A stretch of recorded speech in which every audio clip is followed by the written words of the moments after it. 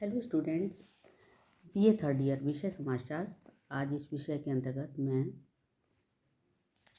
अनुसंधान के प्रकार में वर्णनात्मक शोध ये टॉपिक ले रही हूँ।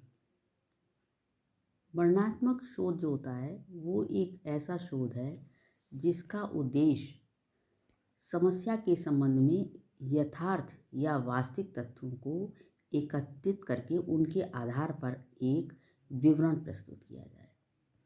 सामाजिक जीवन से संबंधित कई पक्ष ऐसे होते हैं जिनके संबंध में भूतकाल में कोई भी गहन अध्ययन नहीं किया जाता है। तो ऐसी दशा में ये आवश्यक है कि सामाजिक जीवन से संबद्ध विभिन्न पक्षों के संबंध में जानकारी प्राप्त की जाए और वास्तविक सूचनाएं एकत्रित की जाएं तथा उन्हें जनता के सामने प्रस्तुत किया जाए। ये जो तथ्यों को प्राप्त करने के लिए क्या होता है कि अवलोकन, साक्षात्कार, अनुसूची, प्रश्नावली आदि विधियों का प्रयोग करके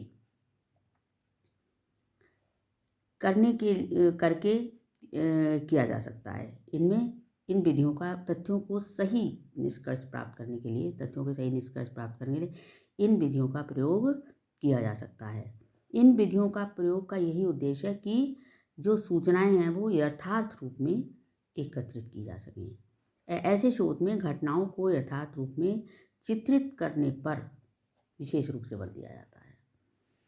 वर्णनात्मक शोध की कुछ विशेषताएं हैं, जैसे नंबर 1, समस्या के विभिन्न पक्षों पर इसमें जो है वो सविस्तार प्रकाश डाला जाता है। मतलब वर्णनात्मक मतलब वर्णन करना, मतलब उसके प्रत्येक पहलू का वर्णन करना, समस्या के प्रत्येक पहलू का वर्णन करना।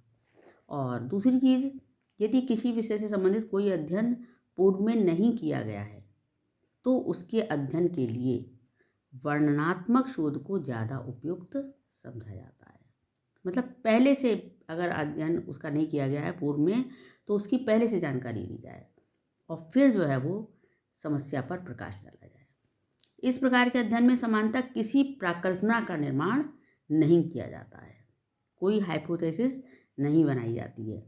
और अगला, वर्णनात्मक शोध के विभिन्न चरण वैज्ञानिक विधि के चरणों के समान ही होते हैं।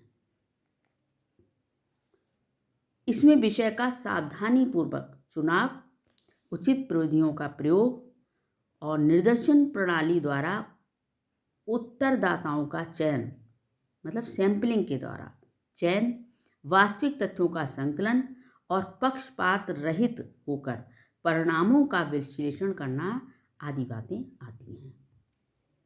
वर्णनात्मक अनुसंधान में शोधकर्ता की भूमिका जो होती है एक समाज सुधारक के रूप में नहीं होकर एक वैज्ञानिक या निष्पक्ष अवलोकनकर्ता के रूप में होती है। अब आता है कि इसमें कुछ बातें ऐसी हैं जिन पर ध्यान देना जरूरी है। जैसे समस्या का जो चुनाव है वो सावधानीपूर्वक किया जाना चाहिए। दूसरा, प्रविधियों का चुनाव, उसके लिए प्रविधियों का चुनाव भी पूरी सावधानी के साथ करना चाहिए। और तीसरा है, वस्तुनिष्ठ दृष्टिकोण बनाए रखने के लिए आवश्यक है, इस बात की आवश्यकता है कि इसका वर्णनात्मक शोध में वस्तुनिष्ठ दृष्टिकोण बनाए रखने की अत्यंत आवश्यकता है। मतलब विश्वसनीय दृष्टिकोण बनाए रखना जरूरी है। इसका कारण यह है कि पक्षपात, मिथ्या झुकाव एवं पूर्व धारणा आदि के अध्ययन में प्रवेश कर जाने की काफ़ी संभावना इसमें रहती है। अपने अध्ययन विवरण को वस्तुनिष्ठता की कीमत पर रोचक बनाने के लोभ से शोधकर्ता को अपने आप को बचाना चाहिए। वर्णनात्मक शोध कार्य जो होता है काफ़ी विस्तृत होता है क्योंकि उसमें वर्णन किया जाता है किसी चीज़ का, अतः उसे समयबद्ध एवं व्यय में मितव्ययतापूर्ण होना चाहिए। मतलब समय का भी ध्यान रखना चाहिए और ये भी ध्यान रखना चाहिए कि धन का ज़्यादा खर्च ना हो। फिर वर्णनात्मक शोध के सफलतापूर्वक संचालन के लिए कुछ चरण हैं जिनसे होकर गुजरना पड़ता है। जैसे नंबर 1, शोध के उद्देश्यों का प्रतिपादन। सबसे पहले उद्देश्यों को निर्धारित किया जाता है कि हम किस उद्देश्य से शोध कर रहे हैं। उद्देश्य जो है वो स्पष्ट रूप से परिभाषित होने चाहिए। दूसरा है तथ्य संकलन की प्रविधियों का चुनाव। तथ्य संकलन करने के लिए कौन सी विधियां उपयुक्त हैं, ऐसी प्रविधियों का चुनाव किया जाना चाहिए।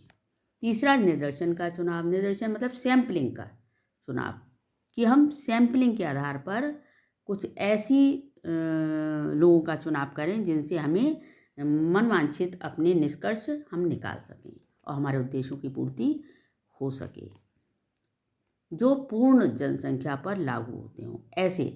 ऐसी सैम्पलिंग लें जो पूरी जनसंख्या पर लागू हो। और अगला है आंकड़ों का संकलन एवं उनकी जांच। अध्ययन की इकाइयों का किसी निर्देशन पद्धति द्वारा चुनाव कर लेने के पश्चात वैज्ञानिक प्रविधियों अर्थात अवलोकन, साक्षात्कार, अनुसूची, प्रश्नावली का सहारा लेते हुए आवश्यक तथ्य एकत्रित किए जाते हैं। साथ ही उचित रीति से इन तथ्यों की जांच भी की जाती है ताकि अध्ययन में अनावश्यक बातें सम्मिलित ना हो सकें। अगला है तथ्यों का विश्लेषण। जिन तथ्यों को संकलित किया गया है उनका समानता एवं भिन्नता के आधार पर अलग अलग समूहों में वर्गीकरण किया जाता है तथा सारणीयन किया जाता है, मतलब सारणी बनाई जाती है, और साथ ही तथ्यों की सांख्यिकीय विवेचना भी की जाती है। और इस कार्य हेतु वस्तुनिष्ठ एवं प्रशिक्षित अध्ययनकर्ता का होना जरूरी है। और लास्ट है प्रतिवेदन का प्रस्तुतिकरण, मतलब रिपोर्ट प्रस्तुत करना। यहाँ क्या है, यहाँ अध्ययन विषय के संबंध में तथ्य युक्त विवरण एवं सामान्य निष्कर्ष प्रस्तुत किए जाते हैं। यहाँ इस प्रकार की भाषा का प्रयोग किया जाना चाहिए कि जो लोग उसका भिन्न भिन्न अर्थ ना निकाल सकें, जो कहा गया है वही अर्थ समझें। और इस तरीके से इन सारे चरणों से गुजर कर ही वर्णनात्मक शोध कार्य अपने उद्देश्य की पूर्ति में सफल होता है। और इसके बाद नेक्स्ट आएगा परीक्षणात्मक शोध। ये मैं अगले वीडियो में लूँगी। Thank you.